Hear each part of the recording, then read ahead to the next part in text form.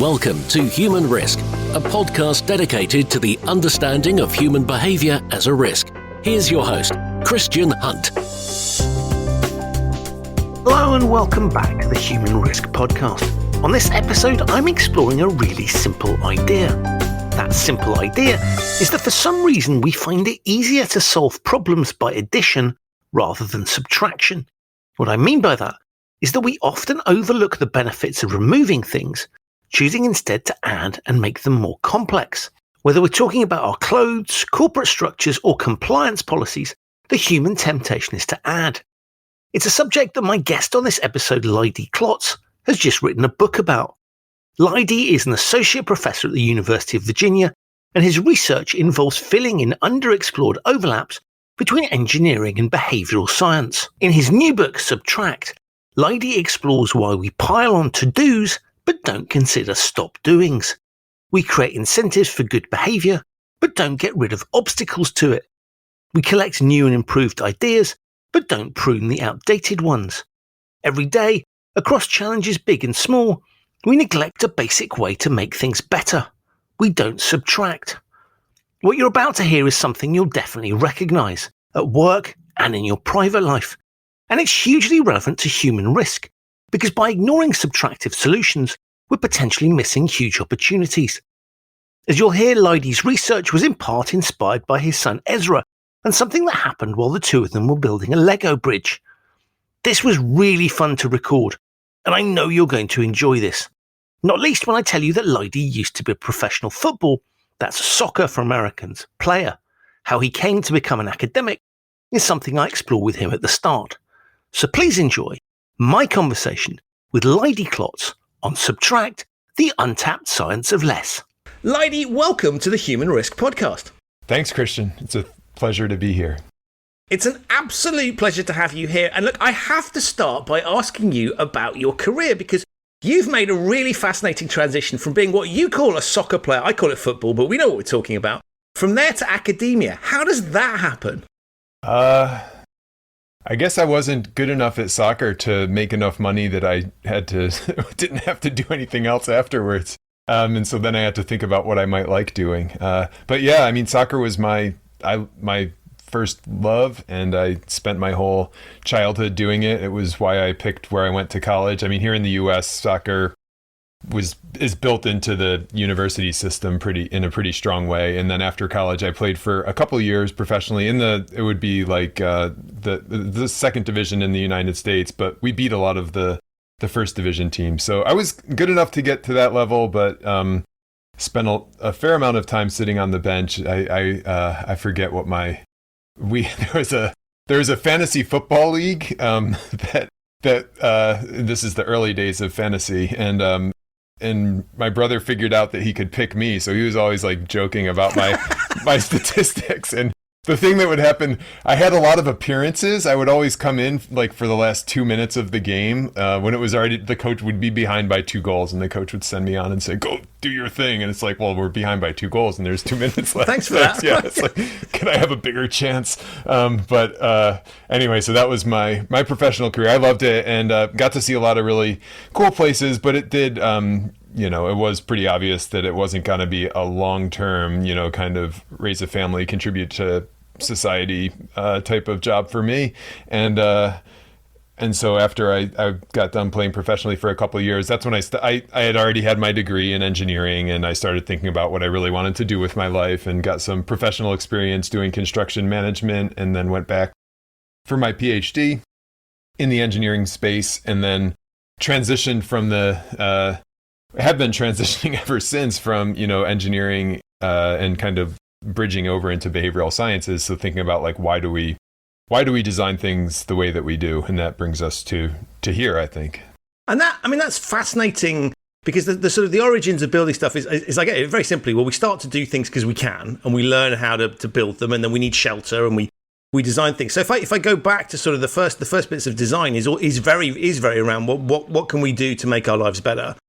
And so that's kind of continued nowadays. And I'm fascinated by the in some cases, the effort that's gone into design things where you go, that is supremely well designed, it meets the purpose, it's fantastic. And then you got other things, you go, why the hell did they do that? It makes no sense whatsoever.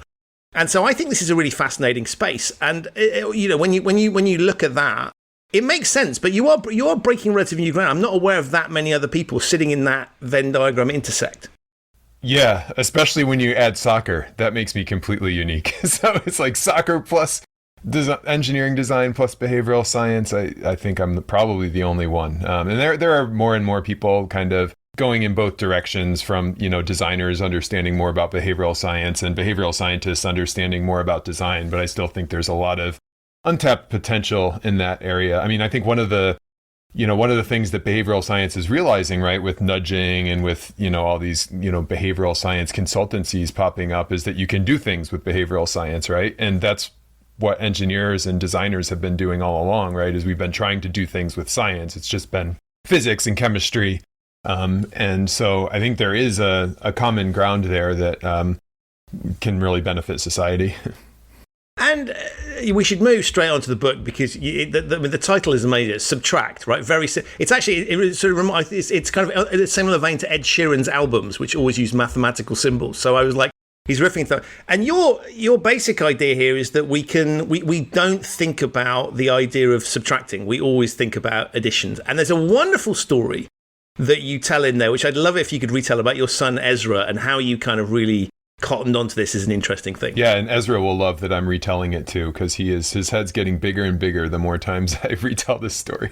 So I was playing Legos with Ezra, as I've done a lot of in the last 4 years, but he was 3 at the time, and we're building a Lego bridge. And the problem that we had was that the bridge wasn't level.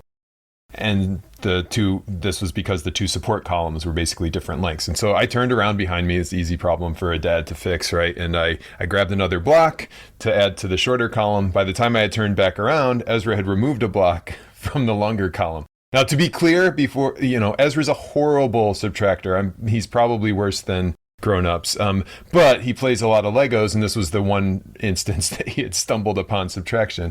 And what was really useful about that was that this Lego example showed me exactly what I'm interested in, and it's kind of something you just hinted at in your comments about design, Christian, was that this basic question of when we're encountered with situations and we say, okay, how am I going to improve this thing? Why is it that the first thing that comes into my mind is what can I add to improve it, as opposed to, not as opposed to, but why don't we think, what can we take away? And it's amazing how closely, because we've since done tens of thousands of hours of research with 3 great behavioral scientist collaborators.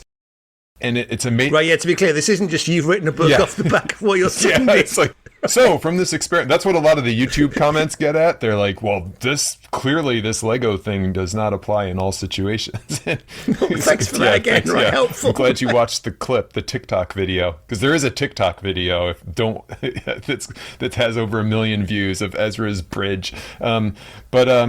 Yeah, so we've since done these tens of thousands of hours of research, and it mimics really closely what I did in that moment, which is, my first instinct when trying to think about how to fix this bridge was to add. And so it was a really useful kind of epiphany in that way for me, because I'd always been interested in these kind of minimalist designs, environmentalism.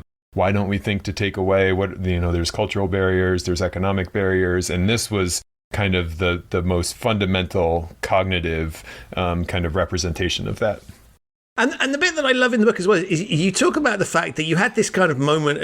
Epiphany might be a stage too far, and let's not use that word because Ezra might get overly excited. But you had this moment of realization, and the bit I love is you then took it into a colleague, and who you've been discussing this very topic with, and put it in front of her. Yeah, Gabe, and so she's one of the co-authors on the paper, Gabe Adams, and she's so she is a behavioral scientist, and I was taking her around a replica of Ezra's bridge, and she's a genius too. I mean, so I'd been talking to her about this, plus she's really smart. It's like she's totally gonna take away. I was more just doing it as like, okay, here, Gabe, this is to help explain it. And she added too.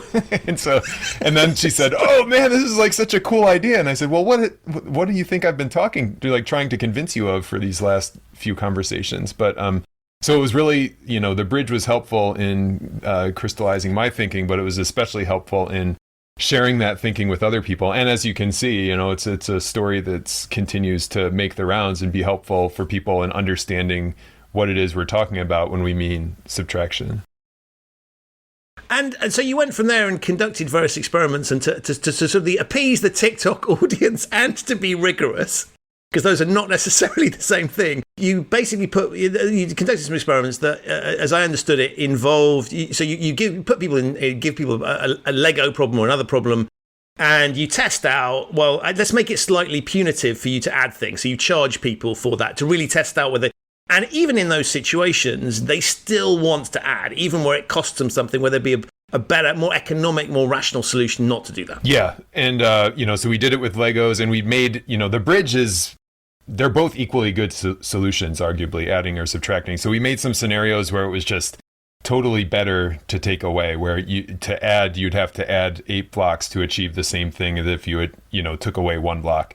And so there was no controversy that it was better to take away. And then we stacked some, monetary damages on top of that, where if each time you add a block, you have to take 10 cents away from your reward. And so, they're being incentivized to add less and still don't see the subtractive option. And, and it's not just Legos. We did this with travel itineraries, with words. I was surprised with words because we all read about strunk and white, right? And, omit needless words, and people added to those still. The most convincing demonstration in my mind is this grid task we developed that people could do on the computer screen. Is basically a grid pattern broken into 4 different quadrants, and you had to make the pattern symmetrical across the 4 quadrants.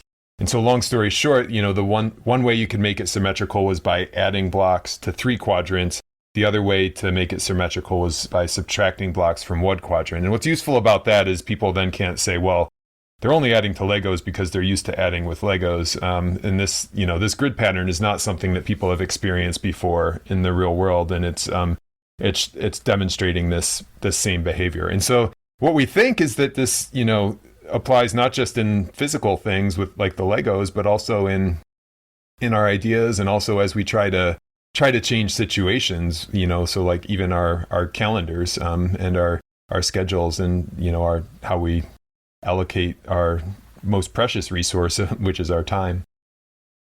And you've tapped into a really rich sort of vein here. So we've got Marie Kondo as one of many examples of sort of telling us that we need less things than we should be subtracting.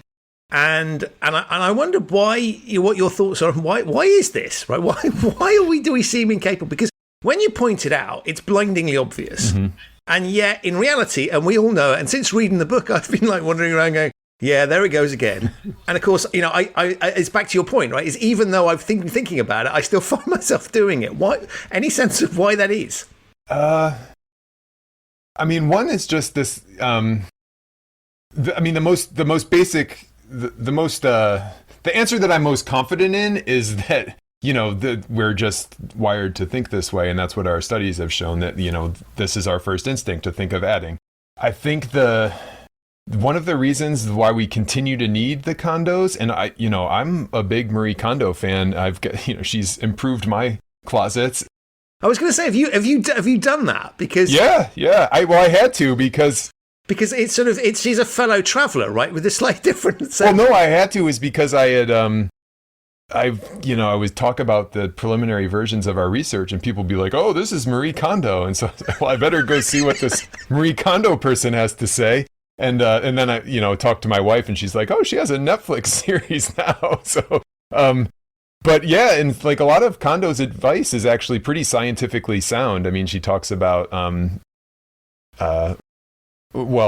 of the reasons we don't subtract, I think, is because, it's hard to show competence when you subtract, right? This innate human desire to show that we're having an impact on the world. The same reason Ezra likes to play with Legos. He can brag and be like, here's my Lego structure. Well, if you take stuff away, it's hard to show off. It doesn't display your competence. And this is like a fundamental need that we have.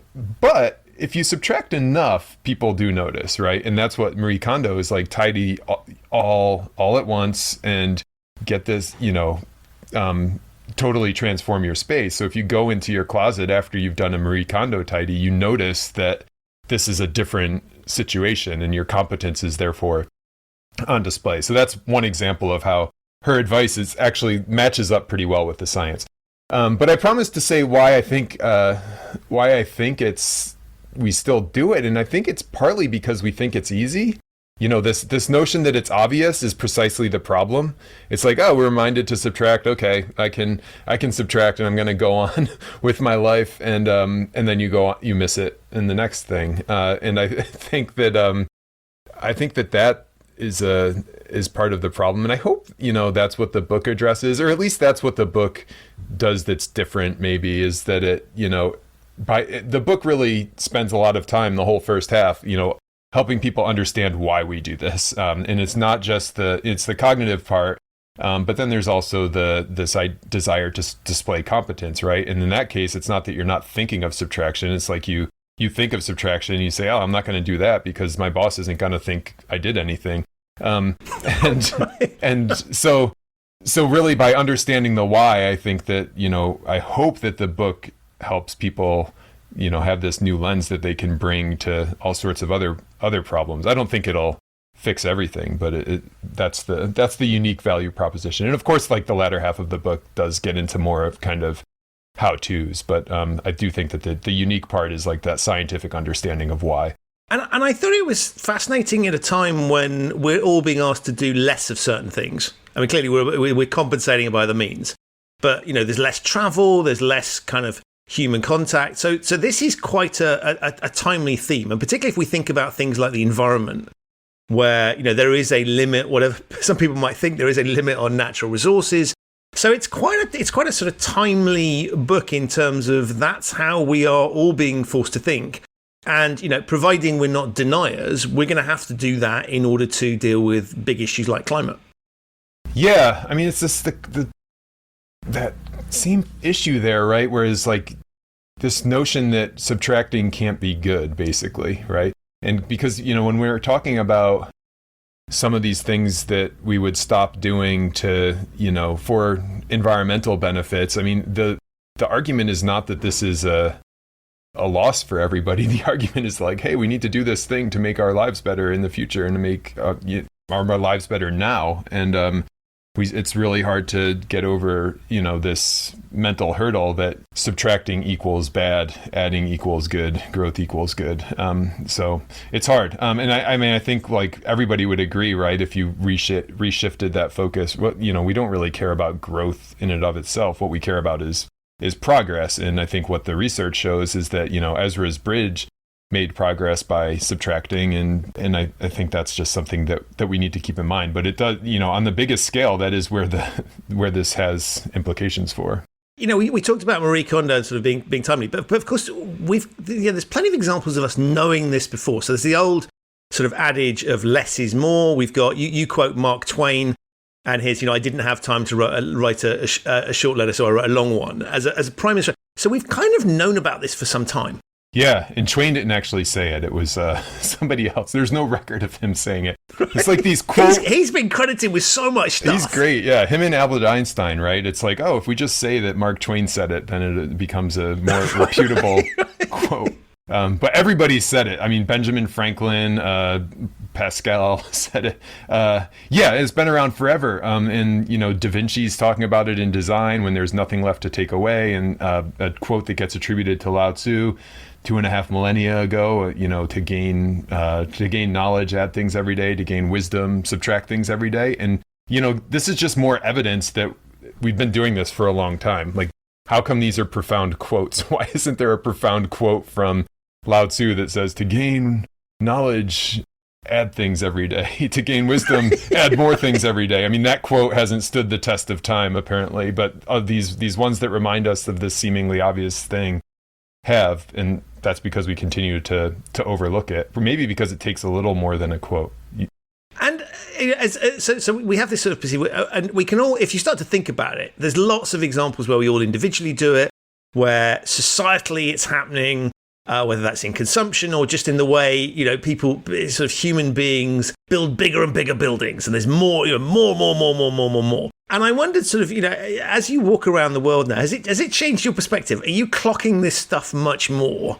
Or is it, I'm struck by the sort of the Daniel Kahneman comment around, even if I know about this stuff, you can't avoid it. I wondered, does that apply to this? Or are you wandering around with a pair of, subtraction goggles, for want of a better phrase? I think it's a little different than some of the Kahneman biases. And of course, he's discovered so many that it's, I'm not comparing myself to, comparing this to what he's discovered. But a lot of his bias, for loss aversion, a direct comparison, right? And the endowment effect, when you have something, you assign it more value. That's a deliberate thing, right? It's not that people aren't thinking of the option that they can lose this thing. It's that they're considering, okay, what happens if I lose this thing? What happens if I add this thing? And they assign it more value. The fact that you're assigning it more value is an indication that you've thought about it. And that to me, that I think is one of the reasons why he talks about it being really hard to overcome, right? Because this is just what we do. How are you going to change your emotional feelings about things? But I do think that this heuristic where that we've found, which is basically you're not even thinking about it. I'm more hopeful about that, right? I mean, we can teach ourselves to think of things. Plus, it's not that we can't think of it. It's just that we're less likely to. I mean, there were still people who figured out the grid patterns, and there were still people who, when you reminded them, that they could add or subtract, more people subtracted. So like just this simple reminder is helpful. And I think that's why, those quotes are helpful in certain contexts. The question is like, how can we get better at doing it across contexts? So I think, based on the science, I'm hopeful that this is, not something that's just a curiosity that we can't do anything about. I think the more we know about it, the more we can decide whether we want to use it or just let it ride.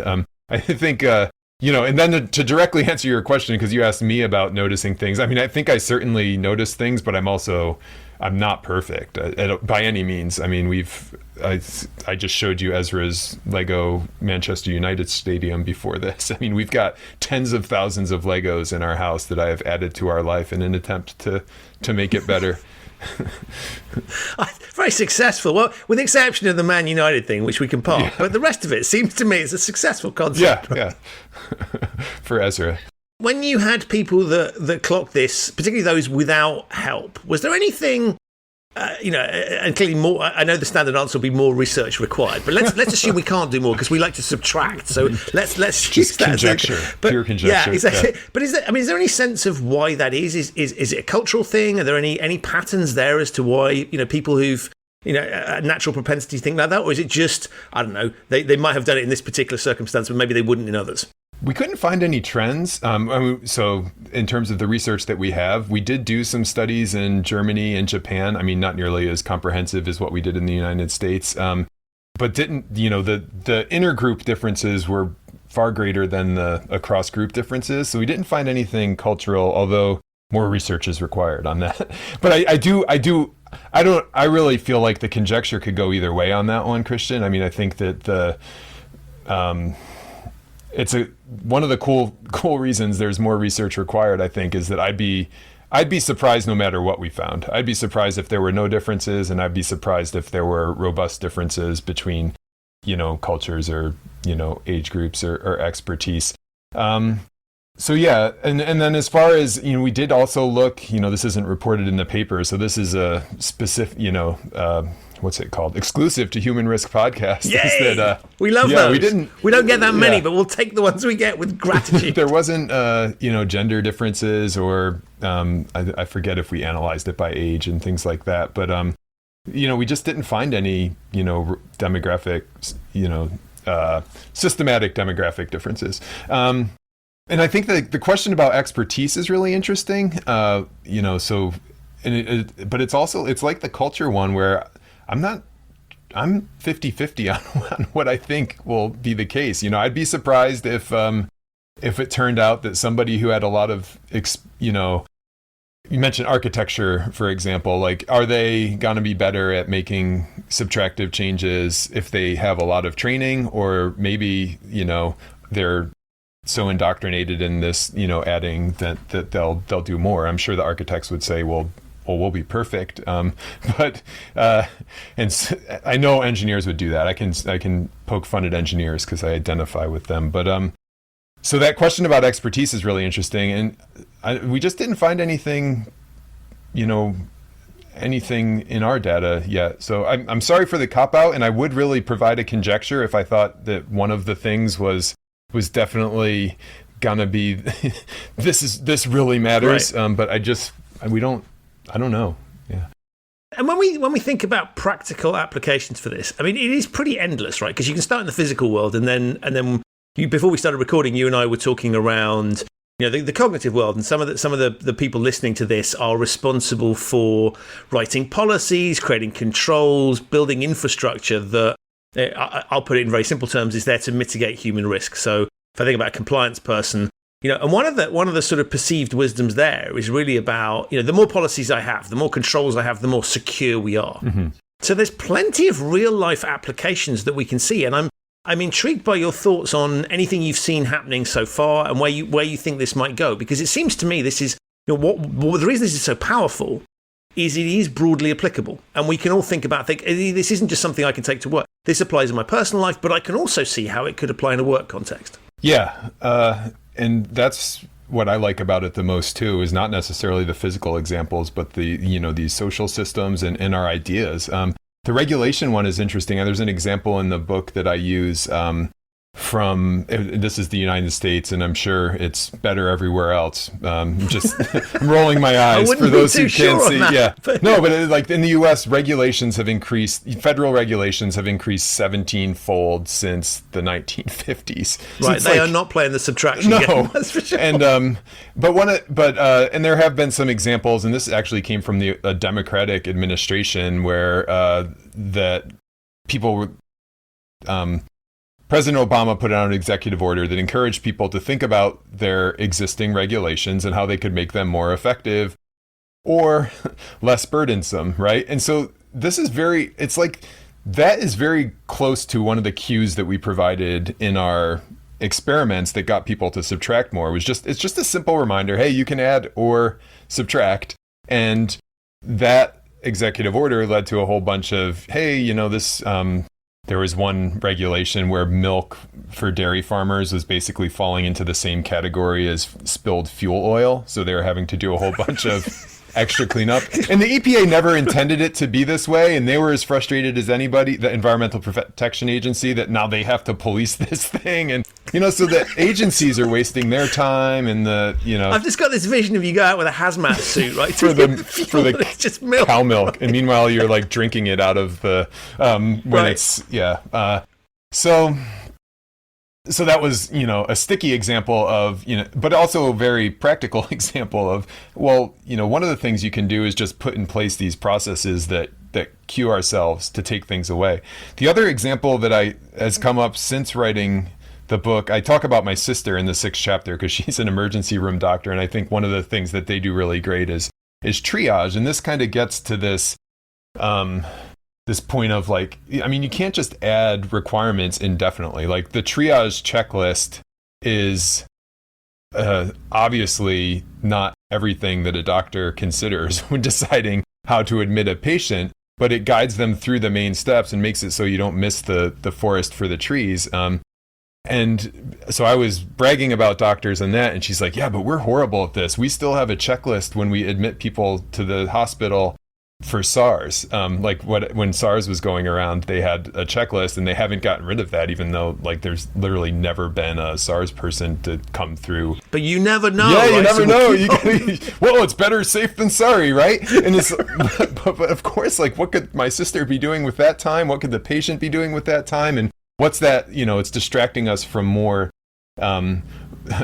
bigger fish to fry, for lack of a better word. So I think that's a very critical subtraction, right? Is as we look at these really complex situations, and I don't want to downplay the complexity, and I don't, one of the other points I make is that, it's not like Christian, you or I could operate the triage checklist, right? That requires the expertise of the doctor, but the check... Yeah, God, that is not a space I want to be playing. No, but it helps channel that expertise. And so as we're thinking about, how we're putting in place checks and different cues for people to do things, one is, well, remind them that subtracting is an option. And two, don't overwhelm them, because there is just a minimum amount of, or a limit to the amount of things that we can be thinking about at any one time.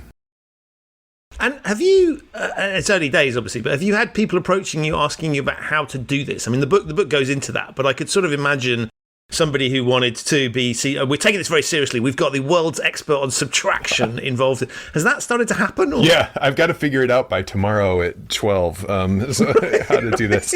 And I think, it's really, for thinking people, like the people who, like you and the people listening to your podcast, it's really like, understand why we're doing it. And I think that can be really helpful. Again, it's not a case of one of these Kahneman biases where understanding it is just like, oh, that's a curiosity. Now I'm going to just go back to being susceptible to loss aversion. This is one where if you understand it, you understand why we're not doing it, and you can give yourself ways to do better. I think one of the really harmful things that we can shift right away is, this notion of adding and subtracting as being in competition. One of the most frequent comments I'll get when giving talks or in the YouTube posts or whatever, back when I used to look at those, I've gotten better at not looking at those, but is people will be like, oh yeah, but here's a situation where adding is clearly better. And I'm like, yes, of course. If I had to pick, I like subtraction fundamentalist. No, right? And I think if I had to pick one or the other, I'd probably pick subtraction, but I don't. Or I'd probably pick adding, but I don't. And the point is that these are complementary approaches to change. But one of the things we do in like Western reasoning, right, is try to find things that are in conflict, and then you can, if one is true, then you can disregard the other one, and that's a helpful way to reason. It's led to a lot of scientific advances. It's just the problem becomes when you do that with things that aren't actually in conflict, and when adding and subtracting are complementary approaches to making change, arguably the two most basic ways to make change, and we need to think of them as complements, then it wouldn't be as much of a problem that you think of adding first, right? So, this basic thought process, you think of adding first, then it would remind you that, oh, I just added, maybe I should subtract, as opposed to when people, what's happening now is they see an addition and you're like, oh, not only does that remind you to add, but it also tells you I shouldn't even bother taking away. So I think, shifting that mindset from add or subtract to add and subtract, and building in some of these reminders. So yes, the quotes are nice, but how can you make sure that you have a reminder at the moment that you're doing the thing that you care about? And reading my book. I mean, once you read my book, it's fixed. Christian, is totally fixed. I'm just joking. But I do think that like that's the my book, I mean, it's a little bit of work to get through the science and to get through the stories that illustrate the science. And I hope that it's like rearranging people's mental furniture a little bit, where it's like, okay, now you're going to have a little bit more of this lens to bring to the world, that you will consider subtraction in more of these contexts. And I have to say, right, I do want to warn people, it's not the slog that comments. No, it's not a slog. It's fun. It's fun, but it's like, you can be wondering, well, why am I reading about bowerbirds? What does this have to do with subtraction? And you got to but that's the point. You've got to understand how that applies to subtraction to be able to then use it better in your life. So, yeah. And one of the things, as you were talking, as I was reading the book, one of the areas I would love you to get involved with is when we're allowed to travel again. Can you get stuck into some of those ridiculous forms that you have to fill in? Right, your country is one good example where I don't know if they still do this, but there were questions about Nazi Germany and was I involved in that? Which generally speaking, my date of birth would be a clue that might not be possible. Or, are you planning and engaging in acts of moral turpitude? And we'll park the fact that I'm never quite sure what moral turpitude is, but would anybody ever admit to that? Would you admit to that? I had no idea. I apologize on behalf of. Well, you wouldn't know, right? Because they don't ask you these things. Yeah, right. Well, mine is just as bad, right? It's not a sort of thing. But it's fascinating. There's a really good example. You sort of sit there and go, this is pointless. Yeah. And I do think there are many processes where it's kind of sometimes things are designed and we don't understand why, but there is a really good reason. But then there's a ton of stuff where you just go, there cannot possibly be a good reason for this. No, and if we miss this opportunity to get rid of those things, we're never going to do it, right? I mean, because this is a 1 year, changing the status quo. And you've seen it too with some of the, I mean, I don't know in your country, but in the US with like the vaccine outreach, after a while, people were just like, you can just go to this drugstore and get the shots. And everybody's just like, we're just going to use common sense here. We're not, I'm sure there's rules that we should be following about who gets what, when. And, we have done our best to follow those rules. But at the same time, people have kind of used common sense in more scenarios. We used to have a person who doled out tickets on our street, and our street is not a highly trafficked street. And that person has got other things to do. And so I do think that it has like kind of forced us to think about like, what are these essential uses of our time? How are we, what rules and regulations make sense? And certainly the ones that have proven, it would be a shame if these things all came back after the pandemic with a vengeance. More. It's like we've been in hibernation, and it's almost like one of those alien movies, right, where they've gone away. That we've expelled them once, and they're coming back for revenge. Gonna be like, they're talking about like hedonism will be on the rise, and maybe like red tape will be on the rise after because it's had to take a break during the pandemic. Who knows? I don't know. What do you think about that? I think. I would love it, right? Because I think what we've seen is a beautiful questioning of stuff that wouldn't have happened before, and things that we took for granted, and positive and negative, where you're having to reflect on that and say what actually matters and what's important. And I think there was I look at certain bureaucratic processes and just go that was terrible in the old world. It's even worse in the new. But I do worry that there are armies of people sitting there going, I cannot, a little bit like bosses who freaked out by the fact that staff are at home, they can't be trusted, they're going to be doing all kinds of stuff. To which I go, that's not a staff problem. You either hiring the wrong people or your management skills are, there's something else that's there. And so I do wonder about, returning. But equally, I think there's this strange opposite of sort of, well, nothing will ever be the same again is also a dangerous position. And that's why I love when you talk about it. And I joke about you being a subtraction fundamentalist. Is there is a tendency you can label you that way to go, all he wants to do is subtract stuff. This guy's crazy, right? But that's not the point. The point is just add it to the armour and say, let's analyse. But I do think what you're part of is encouraging a healthy questioning. And I think very often we've accepted orthodoxy and tradition, and some of it is amazing and highly valuable. And obviously, one of the things I wanted to talk to you about was sort of, you shouldn't just subtract without understanding why stuff is there. Because very often it's the old Chesterton's fence thing about making sure you understand what something does before you take it away. And I actually, why don't we talk about that? Because I'm fascinated your thoughts on that. Because clearly, I could take your book and Marie Kondo and everything else and go crazy. Mm-hmm.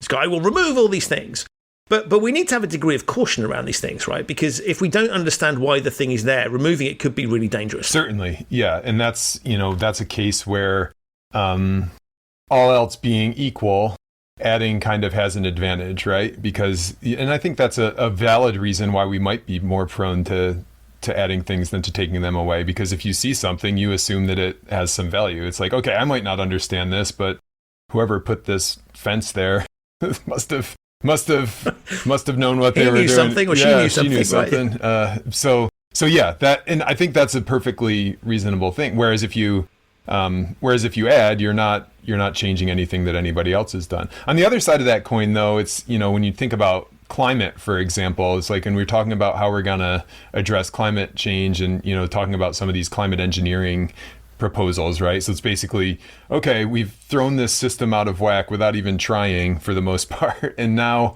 we're going to try to change this planetary system intentionally, and that's going to work out great. And I do think we need to be understanding the science of climate engineering, and that stuff needs to be on the table. But if you look at adding versus subtracting in that context, so it's like, okay, we can, introduce aerosols into the atmosphere that are going to reflect some of the sun's rays. Well, that's an unknown. Like, we've never been at that situation before, right? Where there's aerosols in the atmosphere.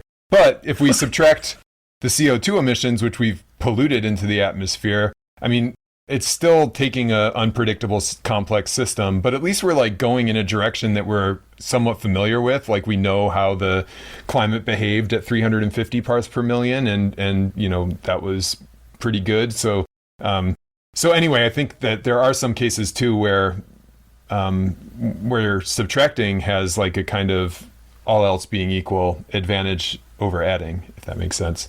Yeah, I mean, so in many ways you're painting, and I think climate's a really good example where you could sort of go, look, we could spend ages worrying about this thing and doing, pros and cons and sort of assessing it, put it on in a spreadsheet, work out, but we kind of know we need to do something. So there's an example where we probably ought to err on the side of subtraction rather than going, well, let's just worry about it, whatever, because of the nature of the problem. Yeah.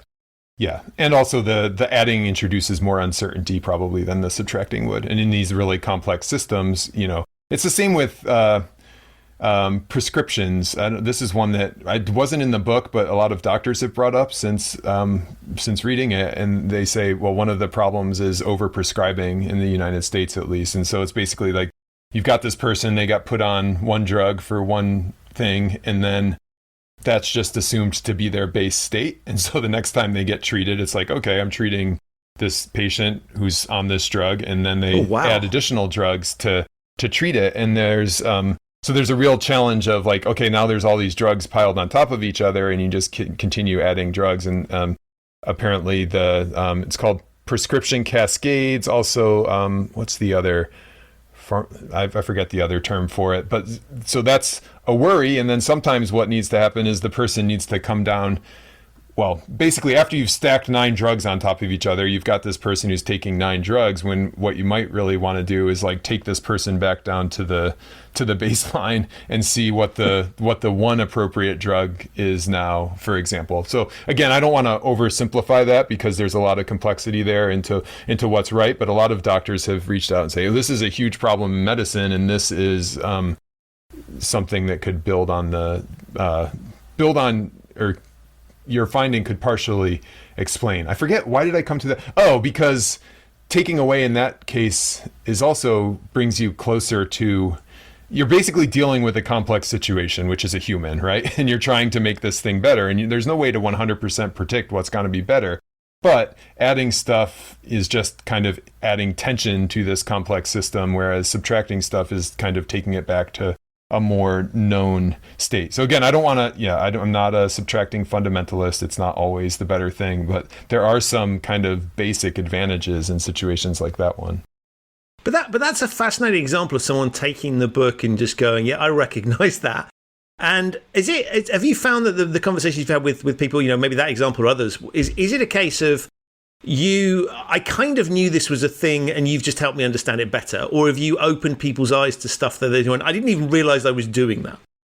Everybody claims they knew it was a thing, right? That's the problem with stuff like this. Sorry. Oh yeah, of course. Right? Hey, I clocked that. Thanks for helping fix everybody else, because they're really not understanding what I.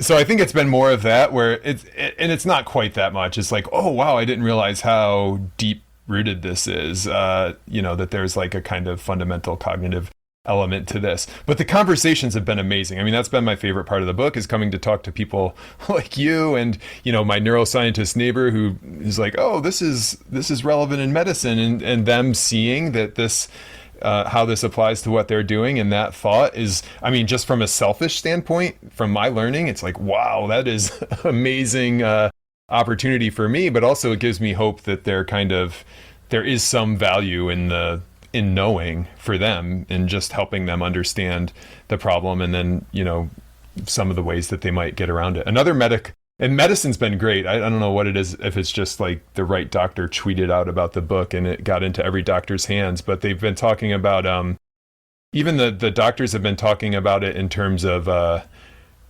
regulations, more or less. I mean, so there's a really cool blog post, some doctor complaining about the notes they have to take, and supposedly it's just this ridiculous amount of notes that they have to take for each patient, and a lot of them aren't really, it's, the basic problem that you were talking about earlier, if it's just some of these things aren't actually adding any value and they're gobbling up time. And so the doctor talked about, I didn't know that this was so so deep rooted. And I tried to explain it to my boss with the paper, but he made me take the notes anyway. So because he can. Because he right? can, yeah.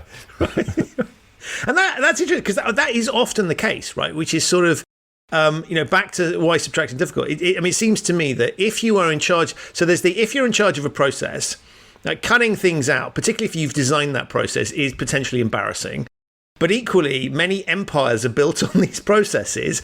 And if you go, what do you mean I'm going to be losing half of my staff and therefore I will, I'll be less valuable, brackets, get paid less presumably, or even may lose my own job. So there's this, I think, bureaucracy. When I was sort of reflecting on the worst cases and having worked at a regulator, I'm very familiar with some of the lines of thinking that could get you into this position. It seems to me that there is, if you like, bureaucracy fights back against you. So if you were to go in, where in many respects, where the richest pickings are, there is also the greatest vested interest in not doing it. Yeah, and I don't want to oversimplify what our research found, and it's only the first chapter of the book is this us not thinking about it, and certainly there are a ton of cases where we think about it and then find it hard to take away.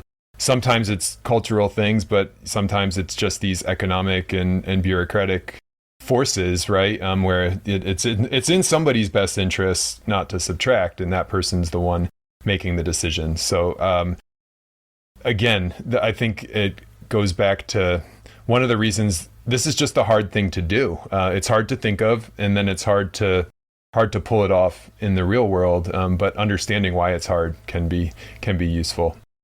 Clearly, you're still out talking about the book, and there's some. Where do you go from here? What's next on the sort of research list? I mean, the cultural part is really interesting. I think it's partly to be able to say to the guy from the Netherlands who's having beer with Gabe, one of my co-authors, who's like, oh, the Netherlands, we don't do that. And partly to have a response to them, it's interesting, but also it would just help us understand more about, the nature of it. If you find it more in, independent cultures versus interdependent cultures, you might understand some more ways that we could be better at it in all cultures. So that one's probably pretty high on the list. I think there's a lot of ways, fundamentally what we're talking about here is how do we change things from how they are to how we want them to be. That's design, right? And so I think there's a lot of other things that we do in design where it's, this book and research is about adding and subtracting, but what about, do we act on parts or relationships of situations? So I think there's some more kind of like design heuristics that would be interesting to look at. But basically, I mean, the response to the paper and book has been really good, and we've gotten a lot of, I think rather than jump into something new, there's going to be a fair amount of time to understand what people are saying, because I imagine that the idea is going to be shaped quite a bit by other people and not just by my brain. And for example, we're talking to some doctors next Friday, I think, about using this in deprescription, for example. So I just think that. Too early to say definitively, but those are some of the possible next directions. What do you think? What do you think I should say? I was just going to say, I love that word, deprescription. Mm-hmm. I mean, it's fascinating, right? Because the default is prescribe. Yeah. The default, the default is not deprescribe or unprescribe or don't prescribe. Right. The default is we talk about prescription, and I'm really struck that when I look at a lot of the work I do, when we look at sort of human risk as a concept. There's a lot of, we talk about making mistakes, taking risks, and we ignore the fact that inaction can be just as bad as action if the thing that you haven't done is absolutely critical. And I think there's a lot in language and structures that tend towards that. And as you were talking about those people, that I think that's a great example of sort of going, well, if I have, in the traditional sense, I'd have a block where I would write the prescription on it. There's a natural tendency to go, well, at the end of this session, and let's ignore economic pressures and other reasons for maybe doing this, but that block of paper, that drives you to one thing, right? Which is the patient expects to walk out with a piece of paper that's going to make them better. Right. So we've built a structure that's adding to that. And I love the fact you've just had to create a word to suggest something that's natural. And I find that fascinating. Yeah, that is where you will notice it more after, is in language, because it's everywhere in language. I mean, when I'm writing my emails, I'm really conscious of, oh my goodness, I just suggested that adding is the only way to make things better subliminally. But the prescription one is perfect because it's exactly right, both with the language, but also, back to this idea of what are we reminding ourselves to do? And all that's reminding us to do one thing, and that's to what are you prescribing for this situation? What are you doing, and not what are you taking away? So it could be a relatively simple fix. And I think I was thinking about, but back to your point on email, right? It's add more recipients, right? It doesn't encourage you to take them off. Right. And I'm on a current rant around reply to all and the sort of those hideous kind of things that. And you look at it, and even just that construct, it's about what other things can I add into the email? More attachments, more until you hit the limit, and then it gets a little bit more difficult. But you've and more recipients and more attachments and more stuff. And I think a lot of the digital interactions play into this, which is the and you can say, well, it's not creating, okay, it's burning extra power, so that's not good, but it is adding to our cognitive load. Yeah, I mean, it's just funny on so many levels, and I agree. I mean, there's this Cal Newport wrote an article in the Chronicle of Higher Education, which is like the top magazine for academics in the U.S. anyway, and it was like, is email making professors stupid? And I got it emailed to me from 3 different departments, and it like started this, in all of them, everybody starts talking about it over email. They're like, whoa, is email making us stupid? No, until like finally one of my colleagues chimed in, thankfully before I could say anything, and she's like, does anybody understand the irony of a bunch of professors talking about this? So yeah, it's so easy. And then, I mean, that is one thing about how information has changed, where for a long time, like I hope I can get this right. It's an important idea that if I get it wrong, I'll make sure I clarify. But the cost of the information was borne by the information creator, right? So, take it out of email and think about books, where it's the dominant cost of a book was like in printing it and distributing it and getting it out there. And now my book, it's $30.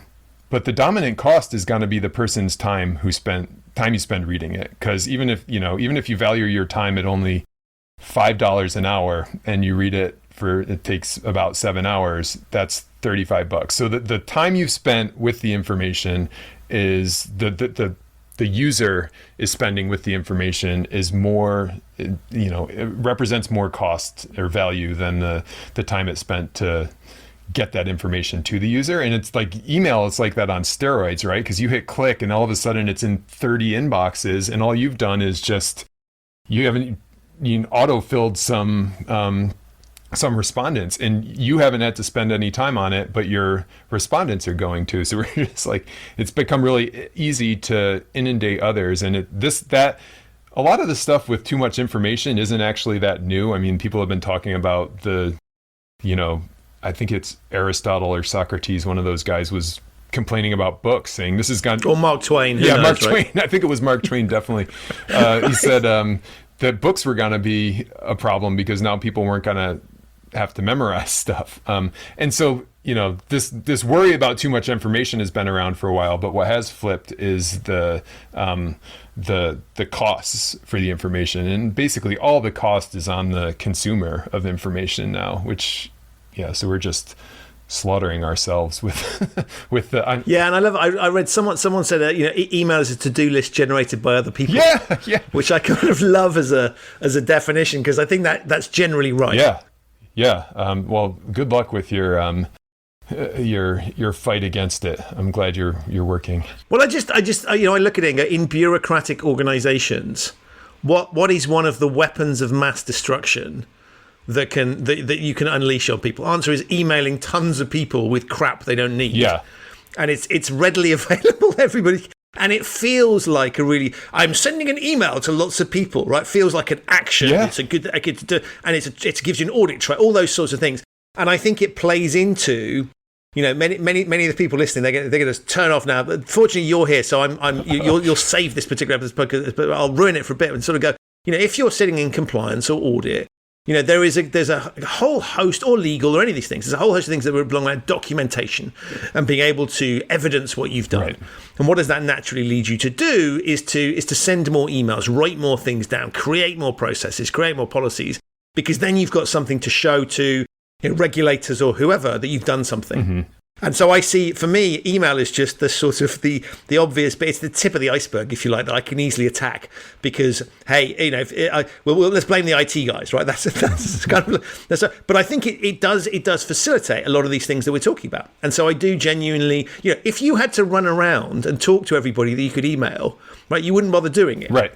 But it's facilitating that mass bureaucracy. Yeah, that's true. I think, and you're onto with this tendency, like when you email something, you're like, okay, it's official now. I said it. Nobody can come back and say they didn't do it because I emailed them. And I remember when I was working in construction, and this is, massive bureaucracy. I mean, you're trying to like track, as the construction managers, we're trying to track everything, make sure who did what. And, every now and then something would like actually get up to a legal battle.